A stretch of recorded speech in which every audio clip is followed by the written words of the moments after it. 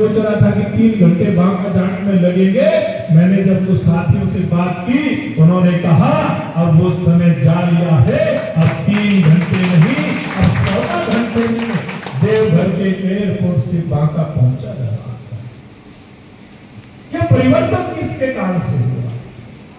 आज हम देखते हैं कि किस प्रकार से हमारी बहन बेटी की इज्जत सुरक्षित हुई है। किस प्रकार से आज हम ये देखते हैं कि हमारे नौजवान, हमारे व्यापारी का, हमारे उद्योग का जीवन सुरक्षित हुआ है।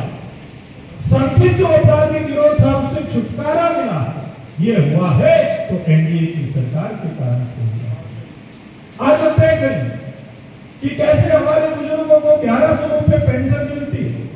आज हम देख रहे हैं कि किस प्रकार से बहनों के खाते में जो कामकाजी बहनें हैं 10,000 रुपए देने का काम हमारी सरकार ने किया है, ताकि कोई व्यवसाय वो खड़ा कर सके और उसका भविष्य सुरक्षित करने के लिए 2 लाख रुपए देने का काम हमारी सरकार करेगी।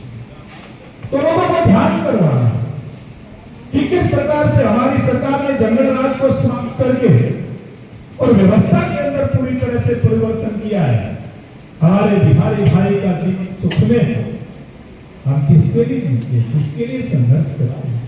सुखमय जीवन के लिए संघर्ष करते हैं कि नहीं करते? परिवार के अंदर खुशियां आए संघर्ष करते हैं कि नहीं करते? जिन बातों के लिए आप अपने जीवन के अंदर संघर्ष करते हो, उन बातों को आपके जीवन में लेकर के आने का काम किया है तो हमारी एनडीए की सरकार ने किया है। अब वो समय बदल गया। कल में करमवीर जी, बांका का हमारा जो क्षेत्र है, दूसरा कार्यालय का उद्घाटन हुआ था 12 हाट के अंदर। जब कार्यालय का उद्घाटन हुआ बहुत सारे लोग आए थे। बाद में मैंने कुछ बहनें वहां पर बैठी थी, उनके साथ मैंने गपशप शुरू की। तो आपके साथ महामंत्री है बहन जी, उनका नाम नहीं, वो तो इनका नाम हुआ, आपकी महामंत्री नहीं, एक महामंत्री भी नाम याद आ जाए। वो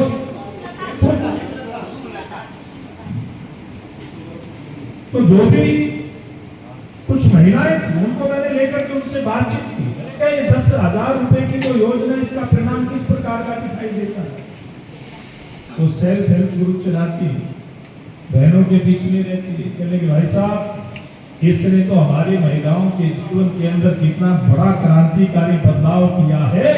आप दूर से आकर के शायद इतना महसूस हमें नहीं पता। हम तो ये सोच रहे हैं कि हमारे जीवन में इतने बड़े बदलाव की सोच हमने कभी रखी भी नहीं थी। जो बदलाव 10,000 रुपयों के कारण हुआ है। और उसने मेरे को कुछ फोटो दिखाए, उसने कुछ बैठकों के फोटो दिखाए, गांव में, देहात के अंदर, मंदिरों में, टोलों में वो गई, उसके बहनों के साथ फोटो दिखाए और उसने ये बताया कि मुस्लिम समाज की बहनें हैं। ये कहती है कि एनडीए की सरकार ने, मोदी जी की सरकार ने, नीतीश जी की सरकार ने हम लोगों के जीवन में बड़ा परिवर्तन लेकर के आने का काम किया है। इसलिए हम एनडीए के प्रत्याशी को वोट देंगे, भारतीय जनता पार्टी को वोट देंगे। इसलिए मैं बात कहकर के अपनी बात समाप्त करना चाहूंगा। आप लोग एक तरफ इतना बड़ा बदलाव है, एक तरफ वो जंगल रास्ता। आज जरूरत है इस बात की, जो काम एनडीए के राज में अटल बिहारी वाजपेयी जी के नेतृत्व में परिवर्तन का शुरू हुआ था, वो दौर अभी चलना है। उस दौर को और आगे लेकर के जाने की जरूरत है। ये जो लगातार कंटिन्यूटी है, ये तारतम्य है, ये काम करने की रफ्तार ये ना कम होनी चाहिए, ना टूटनी चाहिए, बल्कि क्या होना चाहिए, ये बढ़नी चाहिए। इस रफ्तार को बढ़ाने का काम आपने करना है। हमारे बहुत ही सूझवान प्रत्याशी भाई मनोज जी हमारे बीच के अंदर बैठे हैं। कहीं कोई गौरव की कोई छोटी मोटी बातें हो सकती है, हो गई होंगी। जो व्यक्ति जनता के बीच में रहता है, काम करता है, उससे कुछ चूक भी हो जाती है। जो सारा दिन घर पे ही रहे, उससे क्या कोई गलती हो सकती है?